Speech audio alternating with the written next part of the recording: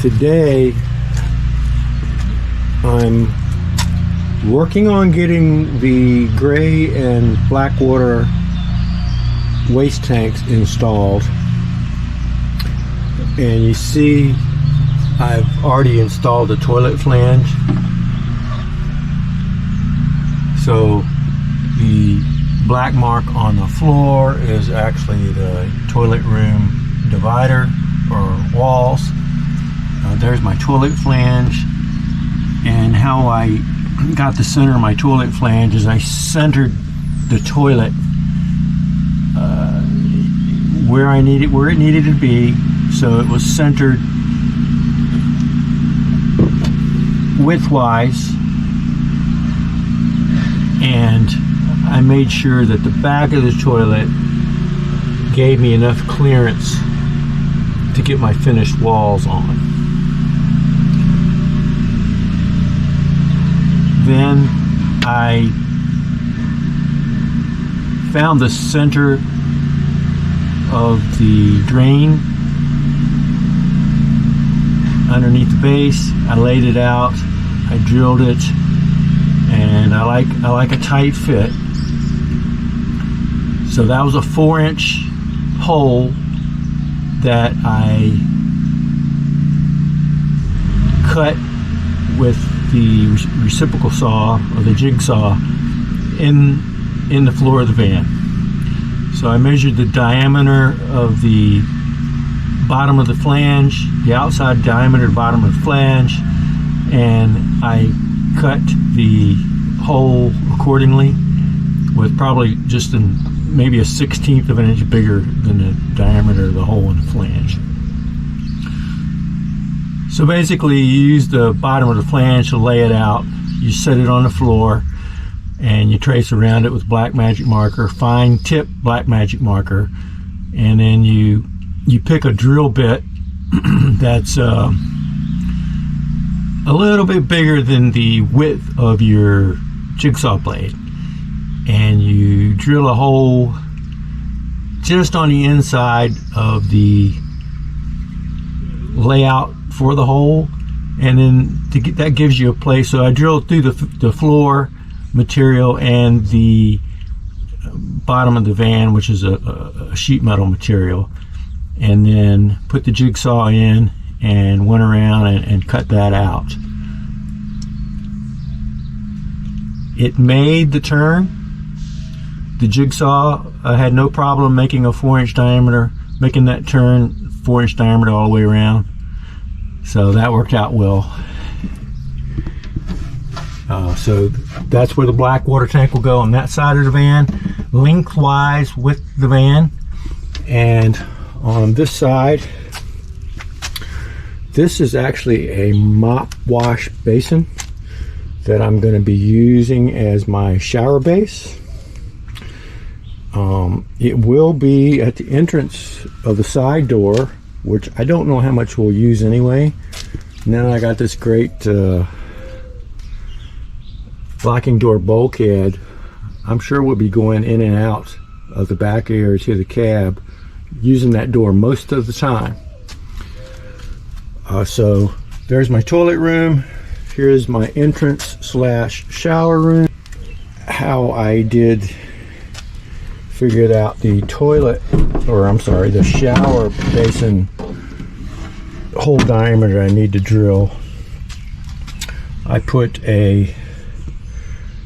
turned this upside down and I put a framing square here and did the same thing here, and I measured between them to get my opening. It flares out, so it's a little wider here than it is here.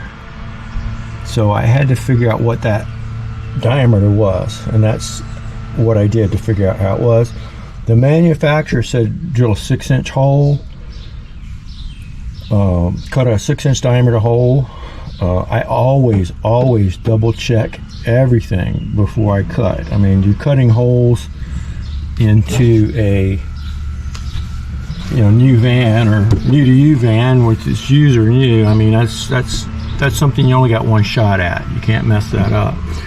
So I measured this at 5 1/4, so that's what I did. I cut my 5 1/4 inch diameter hole.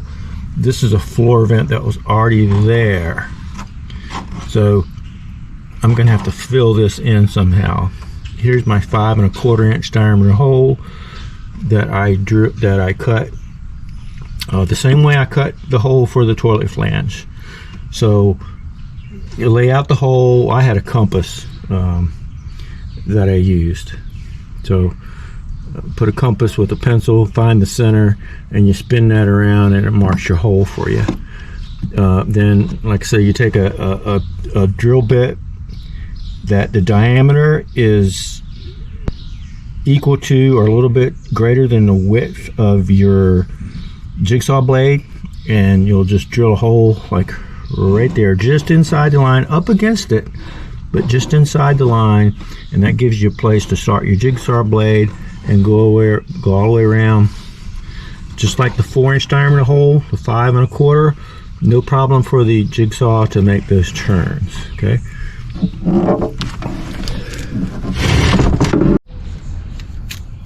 Okay, got everything I need here, hopefully, to mount this black water tank. For the purpose of locating the center of my drain hole for my flushing toilet and for the vent pipe hole. Very important that you have everything within reach once you're underneath the van, because if you forget something, I mean, getting out and back under the van 4, 5, 6 times will just flat out wear you out. So hopefully, you know, the good thing is the Sprinter van has pretty good clearance, and I can get under there and have plenty of room to work without having to jack the van up. So we'll show you what the underneath of the van looks like here in a second. Okay, we're underneath here now. There's my opening. So this is the drain that'll be coming from the toilet. So the PVC pipe will go up inside the floor flange, the toilet flange, and it'll come down and go through the grommet that I will install in the drilled hole in the top of the tank. And you'll see I've got the rubber on the sides and across this structural member. So, and there's another one there, and then back here, here's the third one. So the tank will only bear up against the rubber pads, not any metal on the van, and hopefully that'll keep it from rubbing a hole in the tank. All right. I've got 1/4 20-inch 3 sets of 1/4 inch diameter by 20 threads per inch zinc plated threaded rod, and they are screwed into rivet nuts, or in my case plus nuts, which is a type of rivet nut. Up against the rivet nut there is a flat washer, a lock washer, and for extra tightness I've locked 2 nuts together at the top, so shouldn't have any problem. The lock washer would have probably been enough, but locking 2 nuts together, tightening them together, and tightening them up against the lock nut and washer will ensure nothing comes loose while traveling down the road. Across each of these 3 sets,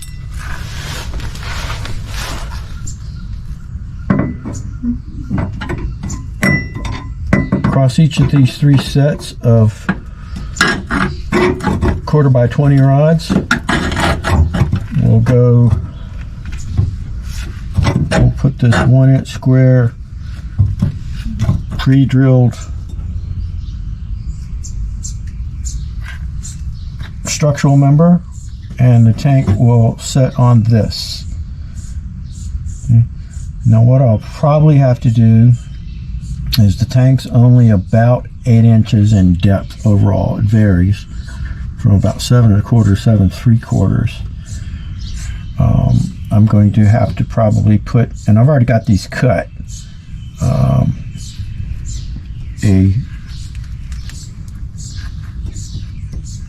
spacer between here and the bottom of the tank, because I